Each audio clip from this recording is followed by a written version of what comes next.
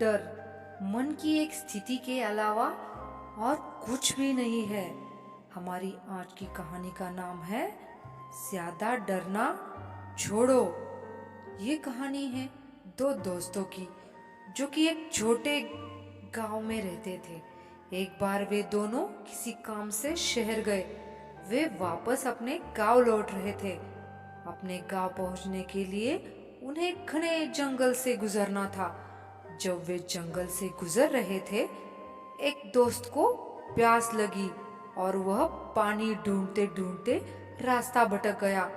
थोड़ी देर बाद शाम हो गई और रात होने वाली थी। उन दोनों की नजर एक गुफा में पड़ी जो पेड़ों से चारों ओर से घिरी हुई थी। उन्होंने सोचा यही जगह रात बिताने के लिए ठीक है। तो दोनों ने कुछ लकड़ियां इकट्ठा की और गुफा के अंदर गए और आग जलाकर बैठ गए। रात का वक्त था। गुफा के अंदर आग जल रही थी। बाहर बिल्कुल अंधेरा था और कुछ जानवरों की भी आवाजें आ रही थी।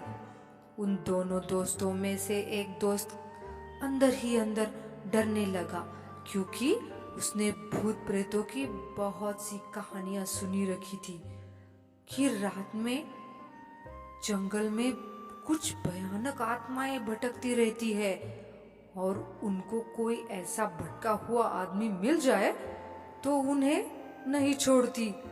जब उसने भूत प्रेत की बात अपने दोस्त से कही तो वह हंसते हुए बोला, क्या तुमने कभी कोई भूत देखा है? उसने कहा, मैंने तो नहीं देखा, लेकिन मेरी जान पहचान के कुछ लोग हैं जिन्होंने देखा है। उसके दोस्त ने उससे बोला कि ऐसी सुनी सुनाई बातों पर विश्वास नहीं करते। अब तुम सो जाओ, मुझे भी नींद आ रही है। और ऐसा कहकर उसका दोस्त वही लेट गया। वह कुछ देर में सो गया, लेकिन जो दोस्त अंदर से डरा हुआ था उसे नींद नहीं आ रही थी। उसे लगा कि शायद यहाँ पर कोई है जो छुपकर उन्हें देख रहा है। वहाँ आगे से कुछ परछाइयाँ भी बन रही थी और वह परछाइयों को देखकर भी डर रहा था। कुछ देर तक ऐसा चलता रहा, लेकिन कुछ देर बाद उसे नींद आ गई, क्योंकि वह बहुत थका हुआ था।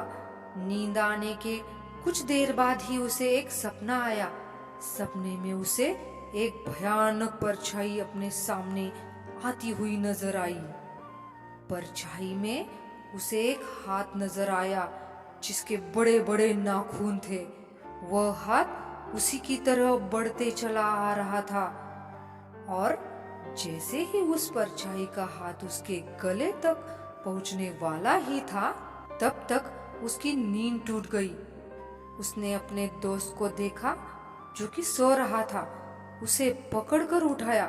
फिर उसने अपने दोस्त को बताया कि उसके साथ क्या हुआ। उसका दोस्त फिर से हंसने लगा और उसे कहने लगा कि अगर दोबारा परछाई दिखाई दे तो तुम वो कहना जो मैं तुमसे कहने वाला हूँ। फिर देखते हैं परछाई तुम्हारा क्या करती है। तुम्हें अंदर ही अंदर बोलना है कि मैं तुमसे नहीं डरता, सामने आओ। मैं तुमसे नहीं डरता, सामने आओ। उसके दोस्त ने वैसा ही किया। थोड़ी देर में दोबारा उसके सपने में वही परछाई नजर आई। उसने हिम्मत जुटाकर वही कहा कि मैं तुमसे नहीं डरता, हिम्मत है तो सामने आओ। धीरे धीरे परछाई छोटी होने लगी और धीरे धीरे वह परछाई दिखनी बंद हो गई। इस कहानी से हमें यह सीख मिलती है, ऐसा ही हमारी जिंदगी में होता है। हमारे अंदर जो डर है उससे हम जितने डरते हैं वह उतने बड़े होते जाते हैं। लेकिन अगर हम उनका सामना करते हैं तो दुनिया का ऐसा कोई भी डर नहीं है जो हमें डरा पाए।